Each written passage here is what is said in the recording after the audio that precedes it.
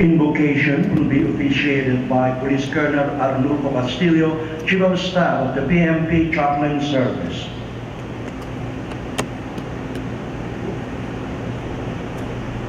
Let us put ourselves in God's presence. The scripture says, "Peace I leave with you, my peace I give to you. Not as the world gives do I give to you, and let not your hearts be troubled." Loving Father, as we stand in this hallowed ground of our NSQ, we feel your power and your presence. Touch us, embrace us, and heal us by your love and mercy.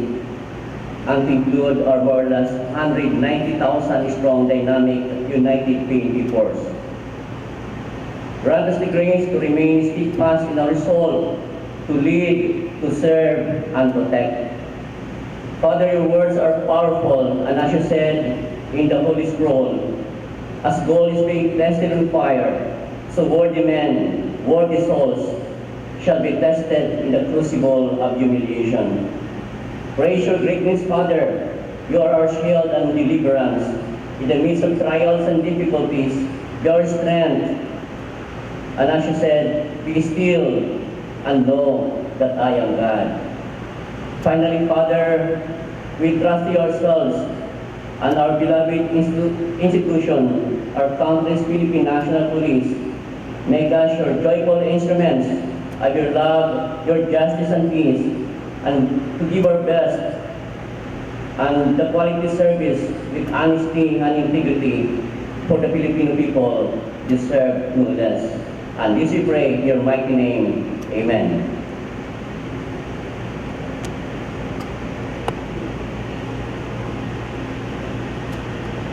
Panunumpa ng katapatan sa watawat ng Pilipinas and police officers pledge will be led by Police Colonel Manuel Lucban, TPRF.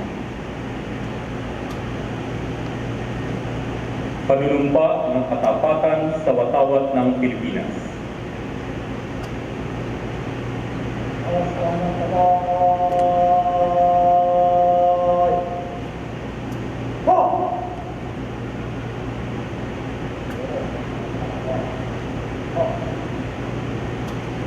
Ako ay Pilipino. Buong katapatang nanunumpa sa watawat ng Pilipinas at sa bansang kanyang sinasagisag ng may dangal, katarungan at kalayaan na pinakikilos ng sambayanang makadiyos, makatao, makakalikasan, at makabansa.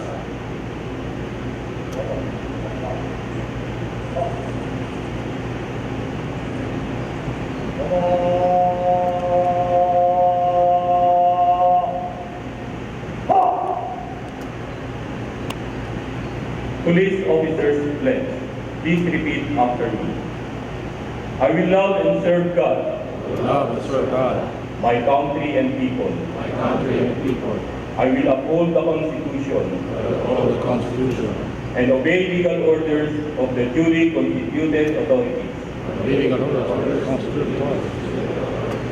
I will oblige myself to maintain a high standard of morality and professionalism. I will respect the customs and traditions of the police service. And I will live a decent and virtuous life. to serve as an example to others. Please be seated.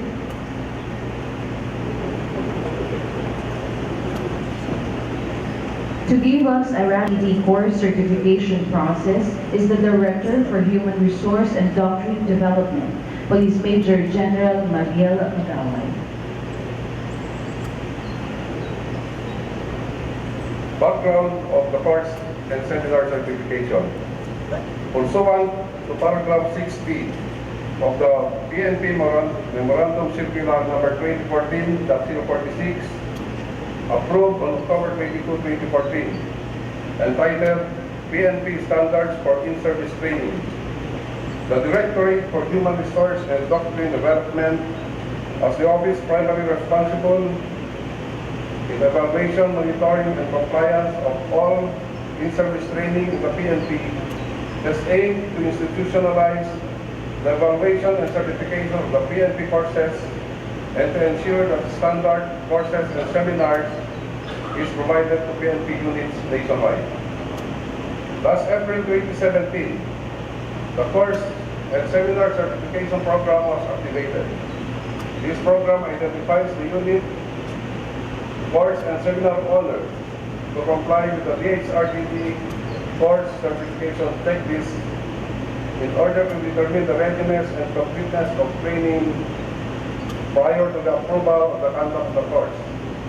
The checklist includes program of instruction, training needs analysis, and standard training package requirements. Further, the course and seminar from the different units will undergo the certification process being handled by the course certification board. The objective of the course and seminar certification is to set up a system and mechanism that will evaluate, maintain, and monitor the courses for the PNP in-service trainings with the end goal of developing quality and standard delivery of courses in the Philippine National Police. 8 courses and 7 seminars from 9 different units will be awarded certificates of recognition this morning. Thank you, sir. And now we shall witness the ceremonial presentation of the STP manual. To present the STP manual is TPHRDD Police Major General Mariel Magaway.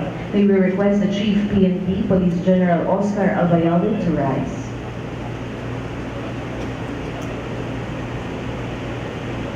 Presented is the 5th series of the standard training package which passed the DHRDD course certification board. A complete training guide composed of programs of instruction.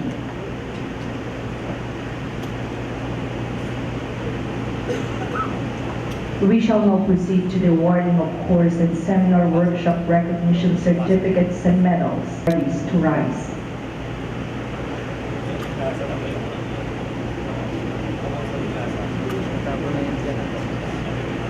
To present the award is Police General Oscar Albayalde, Chief PNP, to be assisted by Police Lieutenant General Archie Francisco Gamboa, GDCA, Police Lieutenant General Camilo Pancrasius Cascolan, GDCO, Police Major General Guillermo Lorenzo Eliazar, DCDS, and Police Major General Mariel Magaway, Director, DHRDD.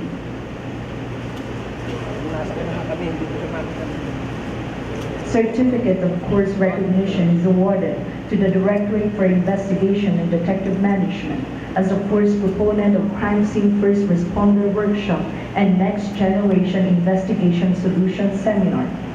This certificate will be received by Police Major General Elmo Francis Sarona, Director, DIDN.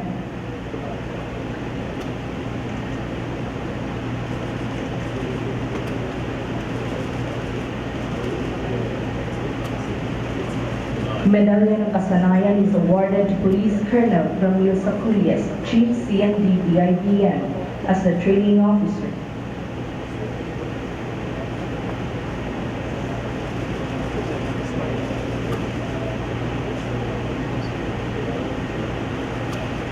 Thank you very much. Recognition is awarded to the PNP Special Action Force as the force proponent of rifle marksmanship training and SAF sniper course. This certificate will be received by Police Brigadier General Manuel Abu, Deputy Director, Special Action Force.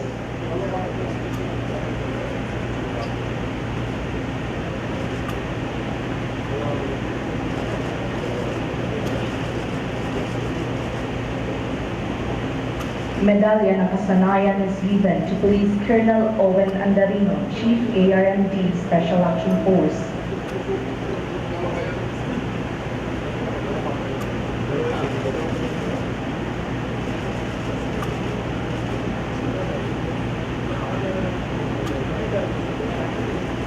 Certificate of Force Recognition is awarded to the Crime Laboratory as the force proponent of scientific methods on processing fingerprint and DNA reference sample collection seminar workshop. This certificate will be received by Police Brigadier General Rolando Hinanay, Director, Crime Laboratory.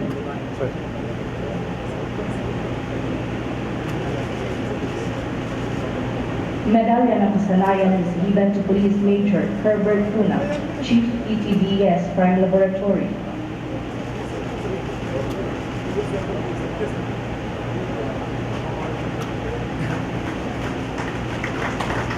Thank you very much. Of course, recognition is awarded to the Anti-Cybercrime Group as the first proponent of the introduction to Cybercrime Investigation Course, Identification and Seizure of Digital Evidence Course, Introduction to Digital Forensics Investigation Course, and Proactive Internet Investigation Course. The certificate will be received by Police Colonel Joel Doria, Deputy Director, ACG. Medalya ng Kasanayan is given to Police Captain Leslie Haliorina, Training Officer.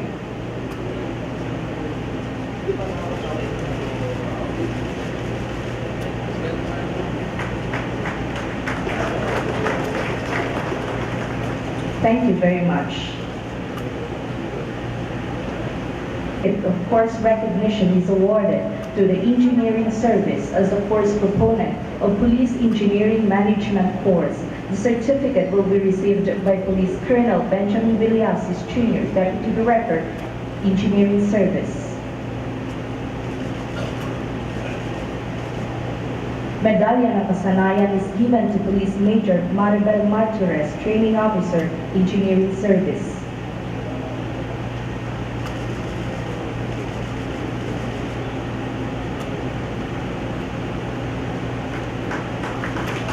Thank you very much. Certificate of Course Recognition is awarded to the Logistics Support Service as the course proponent of Procurement Procedure Seminar and Proficiency Driving Training. The certificate will be received by Police Brigadier General Angelito Casimiro, Director, LSS.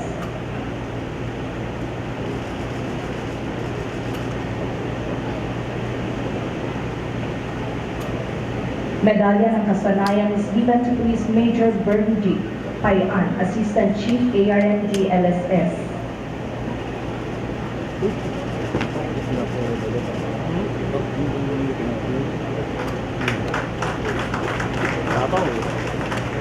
Bonbon Jr., Deputy Director, PSEG. Medalya ng Kasanayan is given to Police Lieutenant Wilson Lumawi, Training Officer, and HRDBS PSPG.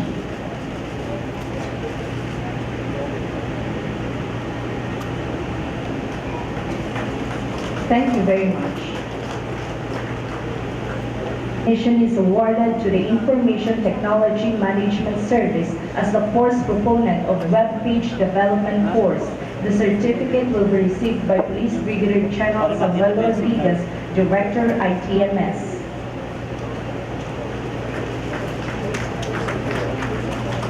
Medalya ng Kasanayan is given to Police Lieutenant Colonel Ruben Bores, OIC PTD, ITMS.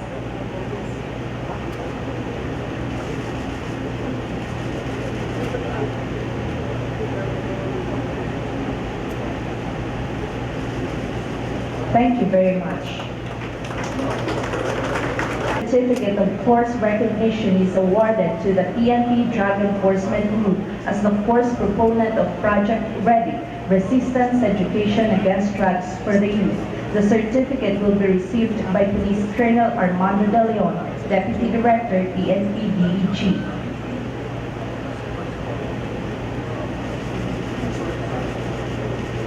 And the Medalya ng Kasanayan is given to Police Colonel Beatriz Lising, Chief ARMD, PNP DEG.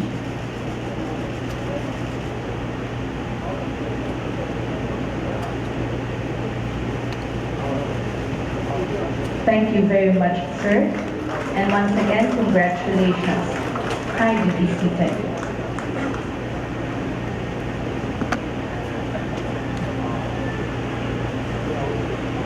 And now, ladies and gentlemen, to deliver his message this morning is the Chief of the Philippine National Police, Police General Oscar David Albayalde. Please take your seats. Group Commander, please give Tigas Pahinga.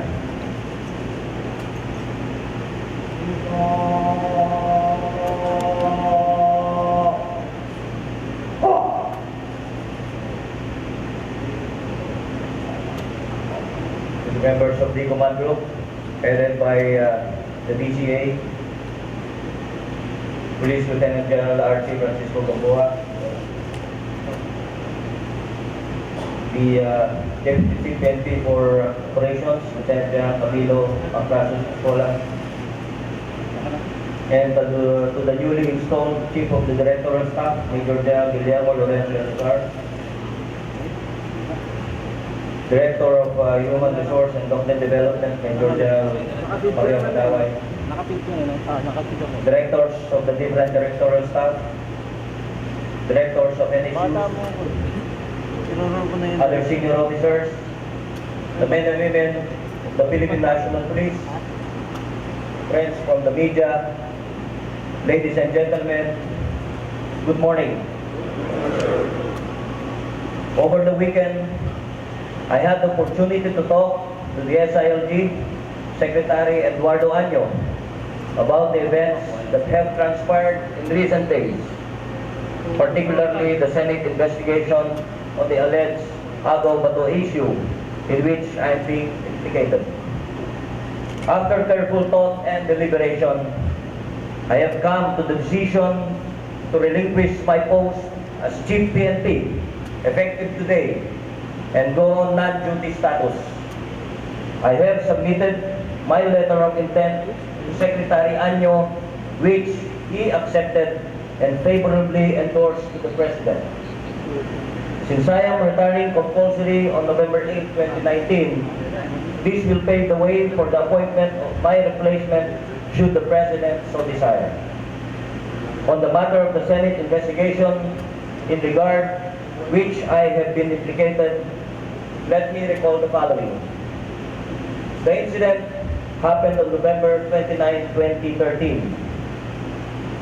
Records will show that I was not included in the validation conducted by the Regional Intelligence Division 3 and the Regional Criminal Investigation and Detection Unit 3 on the alleged irregularities on the conduct of the bypass operation. Because of alleged irregularities, criminal proceedings were instituted by the Criminal Investigation and Detection Group before the Department of Justice on May 12, 2014 against those allegedly involved. I was not among those named as respondent. In a resolution approved on June 8, 2017 by City Prosecutor George G. Catalan, Jr., Acting Prosecutor General, the complaint against all the respondents for violation of Section 27 and 29 RA 9165 were dismissed for insufficiency of evidence, and the complaint of Section 32 of RA 9165 was likewise dismissed for lack of probable cause. Concurrently, administrative proceedings were instituted by the Police Regional Office 3 on the same incident, and again, I was not among those charged. I was Provincial Director of Pampanga Police Provincial Office at the time. As a result of the incident, I was placed on floating status as a regional personnel and holding unit at Piaro 3 for 8 months. On July 1, 2016, I was appointed Director of the National Capital Region Police Office, which position I held until my appointment to my present position as Chief of the PNP on April 19, 2018. No protest was made on my appointment. Implicitly, it may be assumed that the President himself was aware of my appointment to that position. In light of those circumstances, the charges before the Senate and the testimonies given were apparently inspired by the publicity which has accompanied the Senate investigation. I thank President Rodrigo Roa Duterte for his trust and confidence and for giving me the opportunity to lead the Philippine National Police and serve the Filipino people. In my 1 year and 6 months as Chief PNP, I have served my country well. I thank the Filipino people for their support and cooperation and for continuing to inspire the police force in rendering their best services to the nation.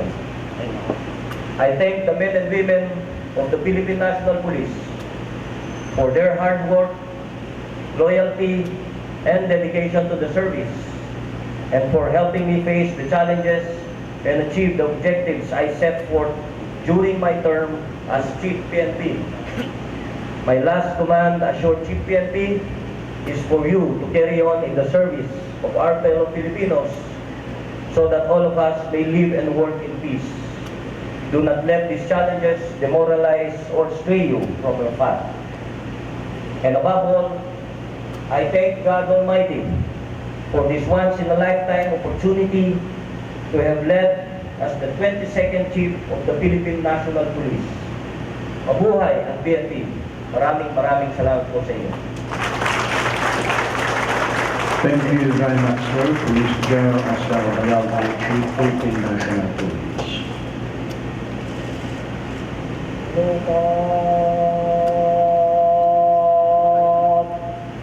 Manatili po tayong nakatayo at ating pong awitin ang PNP Lingkod ng Bayan.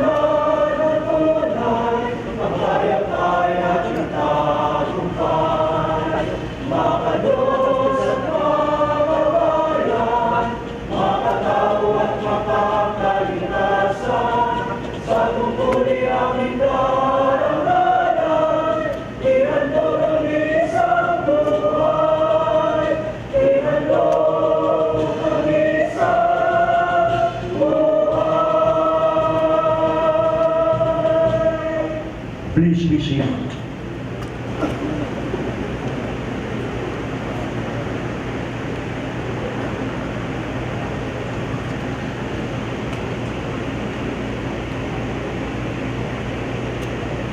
May we request our awardees and our reviewing officer, Police Colonel Manuel Lukban, to proceed in.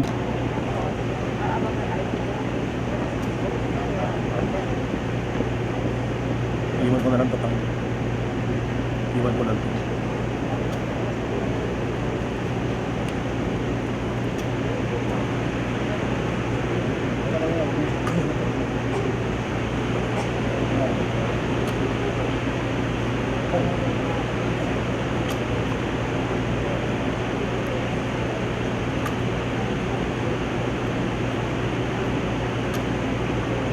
Ladies and gentlemen, the past in review.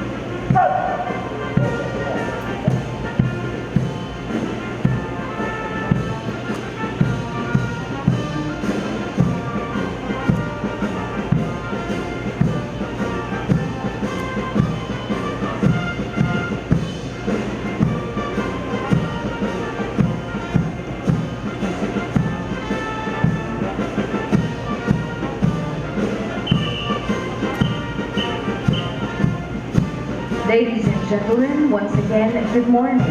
Approaching is our Troop Commander and Staff, Police Colonel Tolito, Police Lieutenant Colonel Casupanan, Police Lieutenant Colonel Perez, Police Lieutenant Colonel Angkon, Police Lieutenant Colonel Ramirez, and Police Lieutenant Colonel Bongkiwon.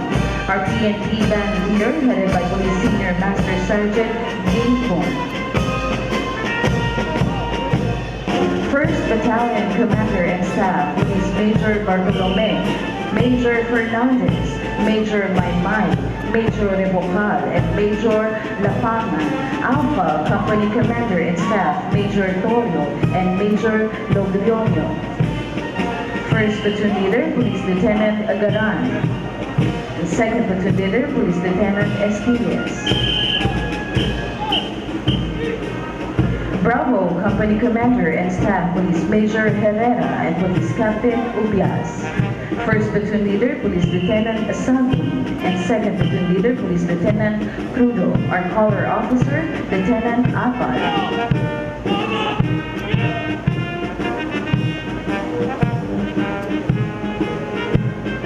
Please all rise. Ladies and gentlemen, the colors.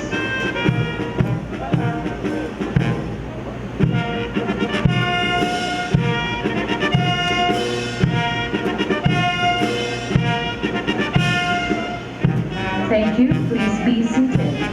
2nd Battalion Commander and Staff, Police Major Failoga, Police Major Galicia, Police Major Enriquez, Police Major Garcia, and Police Major Beleo. Charlie Company Commander and Staff, Police Major Arellano, and Police Captain Abrico. 1st Platoon Leader, Police Lieutenant Pasuen. And 2nd Platoon Leader, Police Lieutenant Kalumina. Delta Company Commander and Staff, Police Captain Baybayan and Police Captain Bremen. 1st Platoon Leader, Police Lieutenant Bartolome. 2nd Platoon Leader, Police Captain Hosol.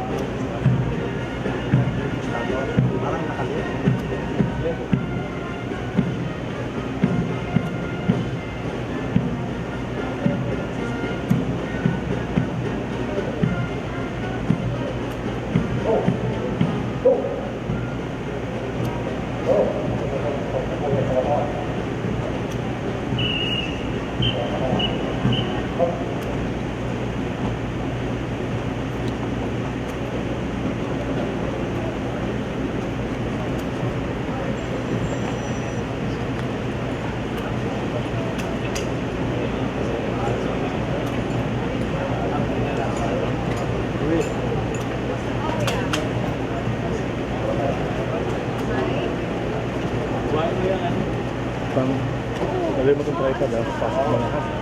Ibutin ko lang yung wire. Dapat sa temple. Huwag mo ba siya dito?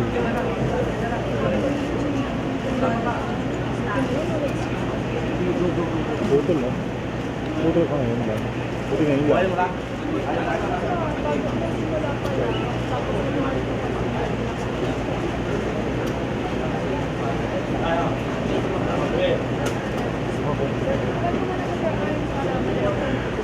It's 71 days before Christmas, and that concludes the flag raising ceremony.